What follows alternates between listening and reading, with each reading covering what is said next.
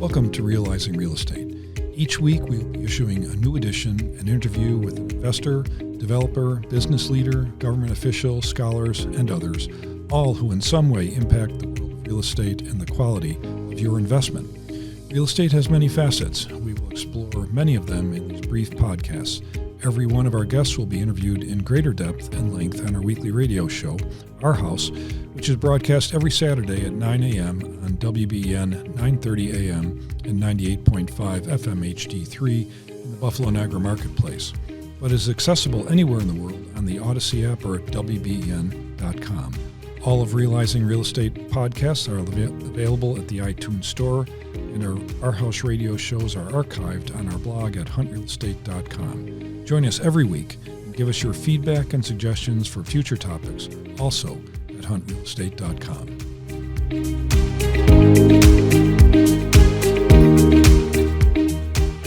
Welcome to Realizing Real Estate. I'm Peter Hunt, and my guest today is Robert Shibley, who is the University of Buffalo Distinguished Professor and Rudy Bruner's Chair of Urban Excellence, the School of Architecture and Planning at the University of Buffalo. Good morning. Good morning, Peter. It's good to have you back in the saddle here, so to speak. You were a frequent guest for many years, 6 to be exact, and we haven't had you back in the studio in a while. But you've done a lot in your career. Just briefly highlight how you got here and how you got to be in the position you're in now. Well, I came to Buffalo to teach in 1982, where I came to chair the Department of Architecture, which I did for 8 years, and got to know the city and got to love the city. And so when I stepped down as chair, we opened up a new center, which we called the Urban Design Project. And most of our work was here at home, on the theory that the community that hosts us could be a laboratory for our research investigations.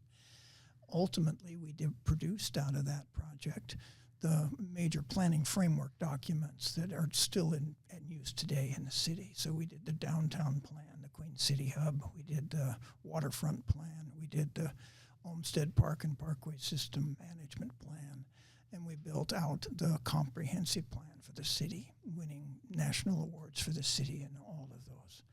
When we moved on from there, we worked with the team that brought the Green Code to the city, which is a form-based code, form, use, and character as the model of thinking about what to build and where to build it, on the theory that all the plans bring forward, which is it matters where you put stuff. Following that, I took a position with the president of the university as his campus planner and spent 4 years doing the comprehensive plan for the university at Buffalo, including building out a planning framework for the downtown medical campus with UB's presence, and brought the new School of Medicine and Biomedical Sciences downtown as part of that move. From there, it was my reward, which was I served as dean for 13 years. It was a tremendous opportunity to sort of shape the way we think about being in Buffalo on purpose, and at the same time being an internationally noted university. And serving both of those masters has always been a hallmark of my work. You touch on a couple centers, really, of development for our community, one being the waterfront and the other the medical campus. I do know a little bit about the public dollars that were invested in the waterfront and what they yield in terms of compensating or corresponding private investment as well. It was something like 5-to-1 private dollars invested to public dollars for a total of well over $300 million. And I'm not sure it's much higher. I'm sure it's much higher than that right now. The medical campus is another great example of that. As I mentioned to you in another setting, that I was able to look out over the city from Buffalo General Hospital, as a matter of fact, from the top floor, looking down over the medical campus. And it was amazing to me to see the amount of spin-off developments happen there, the number of residences that are now built all around there, as well as hospitality venues, et cetera. How do you look at a project to decide whether or not there will be that kind of spin-off? I mean, because it is a gamble. Took a look at our waterfront in the old days, and it was piles of salt and sand, which are now the whole waterfront village. But how do you analyze that as an expert? Well, you you do just that. We looked at, for example, 240 some odd properties downtown for their public face and saw about a third of them without any. And that creates dead space. The Queen City Hub says build on your strengths and solve the basic problems. And building on the strength means build next to something vital, and because that adds to its vitality and starts to connect vital areas to vital areas. So analyze what needs to happen where, and then go to work with it. We found 5 strategic investment areas, which is where development money was already starting to go when we did the Queen City Hub in 2004. That was downtown, at the waterfront, in the business district, in the theater district, in what we called the public safety campus near ECC, and in the medical campus. And watching each of those nodes build out, we shaved Shays again, and all those theater venues are alive and well and doing better at post-pandemic than they were before, and are into building out programs that connect us better to neighborhoods like the East Side, with the Michigan Avenue events kind of possibility, coupling and partnering with Shays. So you're seeing that kind of, if I'm close to it, I can build on its energy, and analyzing that site from that perspective. It was a natural to include the medical campus in downtown, but it's not in the CBD. And once you throw the cloak over it, whether it's CBD or not, doesn't matter. Call it downtown, and you see that growth connecting back into downtown along Main Street. I can remember picking up shell casings where I now go to fancy restaurants. Well, I think that's remarkable. You mentioned the pandemic and how the world kind of stubbed its toe and all things kind of changed, which led to the Queen City Hub revisitation that you've been involved with. But you mentioned the issue of proximity to other action. We call that the theory of progression in the real estate world, that your proximity to properties or usages of greater value will enhance the value of nearby properties. There's no question about that. It also enhances their ability to be redeveloped into some kind of complementary usage, which certainly we're seeing in all the areas that you mentioned earlier. We've only got a couple minutes left. I just want you to look forward now through the lens of the Queen City Hub Revisited to paint a picture for our viewers of what we might look like. Well, imagine the 10 or 12 empty buildings not being empty because they're put to better use, perhaps residential plus. Imagine, if you will, the policy environment being able to accommodate an ability to build out the missing middle population, where we've got subsidy supports for low and moderate housing.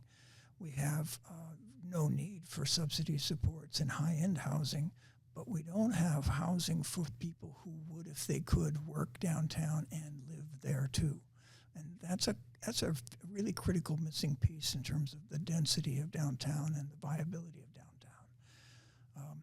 We would see, I think, an ability to bring to life the building facades that are now blank. That there's about a third loss in our retail frontage, and that has to come back. It might come back in small increments of art installation or other less expensive, perhaps, ways of thinking about them. It'll come back through actions like your own in the Brisbane building. This is a fantastic case study of bringing a wonderful piece of property back to full life and in a mix of uses, those kinds of things. Well, that is all very exciting to me, not just my own experience, but to hear how you see it as an expert. And I would hasten to add that your 14 books speak to a lot of things that have already happened. It wasn't just an article or a book. It was a prescription for a better future in that particular study that you've done. And as I mentioned, I have several of those books on my coffee table, and I reference them from time to time just because I want to be reminded that we can get something done here. And you mentioned policy tools, and that could take another couple hours to discuss, but you're dead on. That big middle of the market is the one that we seem to avoid in all policy almost everywhere in this country, in every aspect of it, but particularly as it relates to real estate development. We need people like that. We need people that are able to be someplace on their own without a handout. The top end speaks for itself, as you mentioned. Those people don't need the subsidy, and the lower end, the lowest end, they need everything we can do to get them into the picture. But the middle, the bigger part of the population, tends to stay where they are, just because it's easier, particularly when in a rising interest rate market like we're experiencing right now. So what you're saying, I think, is crucial for the future of our community. In our last minute or so here, Bob, how would you like to see the immediate future? I mean, you've painted a great picture, but that takes time. What's the fastest thing that we could get going right now? We did a survey of 1,500 people in the course of the Queen City Hub Revisited, and 9 of 10 said they didn't feel safe downtown.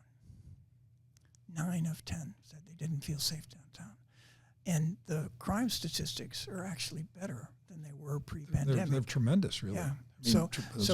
There's a certain amount of prejudice in the way we keep that record, so that's a problem. Might be in our mind. Exactly. And the perception of crime is tied exactly to the loss of vitality on the front.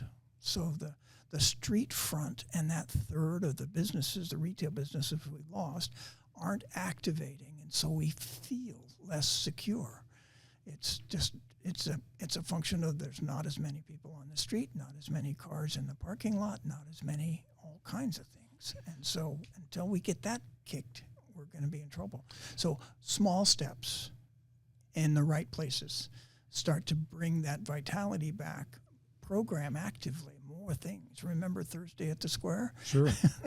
Thousands and thousands of people downtown. It was right in front of us. So one could imagine there'll be some new life there, which is also a kind of low-hanging fruit piece in the formulation of this. I think some of these policy things can happen within the framework they currently exist. We just haven't been creative enough to use them yet. And some are going to take longer. I'm struck by a program we love, which is the historic tax credits. God, what a great program, except you have to go where the historic property is, not necessarily where you need to build. In terms That's of true. It matters where you put things. Isn't there a way to prioritize within the tax structure of historic tax credits those things that are in strategic areas versus not? And couldn't that be another way to use the tax credit program to the advantage of rebuilding the city?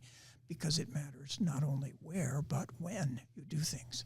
Well, I couldn't agree with you more. And there's nothing like events to get people together. And what you're talking about is just more opportunities for people to get together so they feel comfortable and they feel safe. If there's other people around, you feel safe. If you're the only person in the street, no matter what the crime rates are, you don't feel safe. Exactly. That's something that's very critical. Robert Shibley, the University of Buffalo Distinguished Professor and the Rudy Bruner Chair of Urban Excellence, School of Architecture and Planning at our university here in Buffalo. Thank you very much for being with us. Thank you, Peter. Been great seeing you today, and thanks to our listeners and viewers.